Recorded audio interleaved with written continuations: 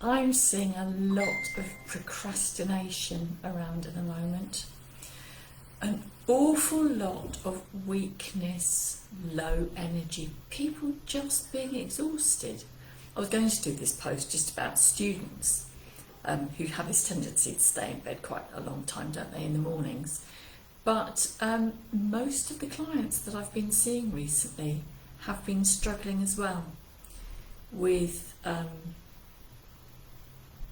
really just not having the energy that they're used to having and struggling on, trying to get done what they need to get done, but really finding it very, very hard because they haven't got the energy, they're feeling weak, their limbs are a bit trembly, and they just want to go to bed.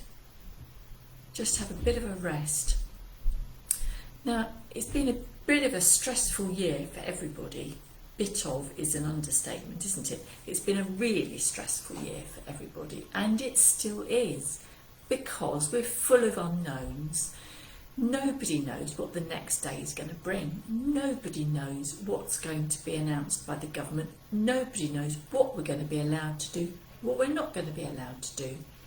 So that uncertainty, that stress, added to the fear that's still around about the virus, is giving us this background stress level, and then added to that, any little thing then becomes a big mountain, something that we'd get through normally without even batting an eyelid. And in my experience, this sort of slump in energy often precedes something that you're dreading doing. Now, doesn't that seem sensible? Yes, of course it seems sensible from the outside, but when you're in that situation, it's very hard to make that link for yourself. So it could be anybody. I was initially thinking that I was just going to be talking about teenagers, people in their early 20s, getting ready for going back to university, or students going back to school who've got important exams coming up soon and had, a very, very unusual 6 months preceding it. But it could be anybody. And as I say, it's really hard to make the link for yourself. You just find that you haven't got the energy. And you really haven't got the energy. It's not just a figment of your imagination.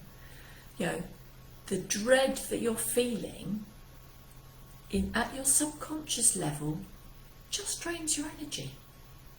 Partly because you're probably just suppressing the dread a bit, keeping it down, not acknowledging it to yourself.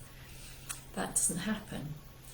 So it can easily get into a really vicious cycle, because the low energy creates a low mood.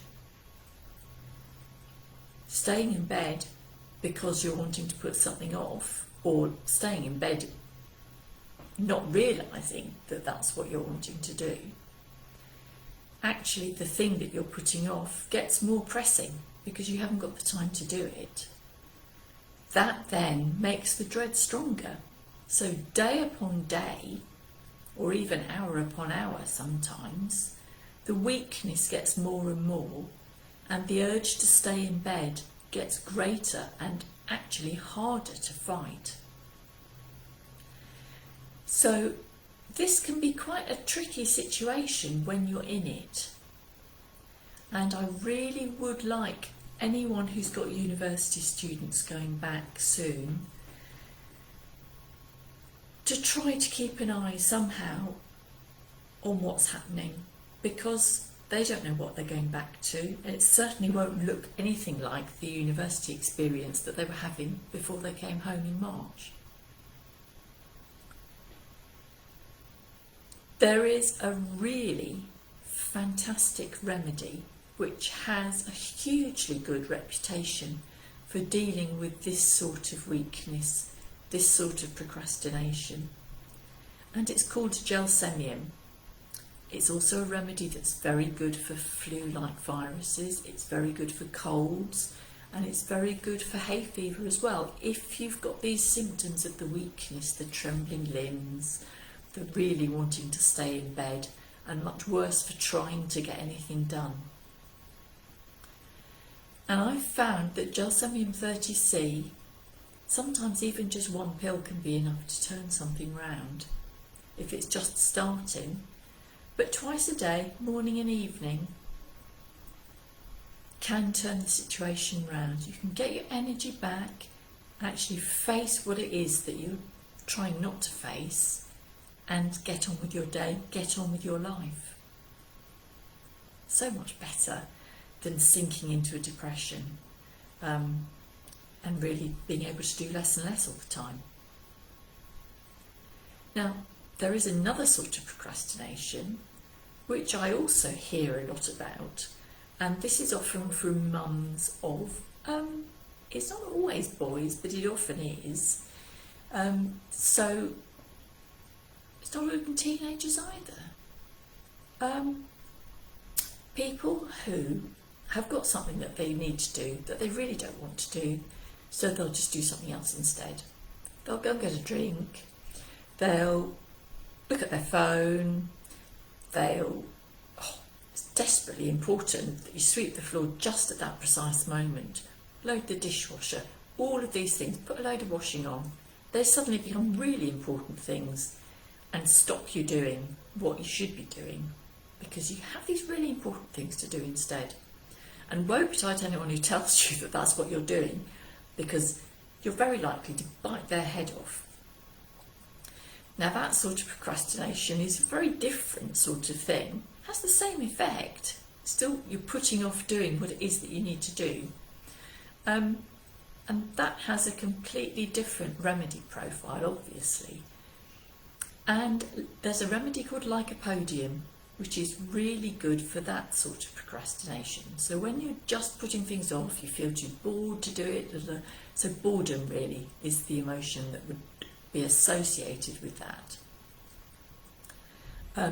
Lycopodium 30C, again, twice a day, morning and night, and you should find over a period of time that the tasks become less daunting, because the remedy is acting to build up your confidence a bit, and then you don't need to put it off so much because it's not as worrying.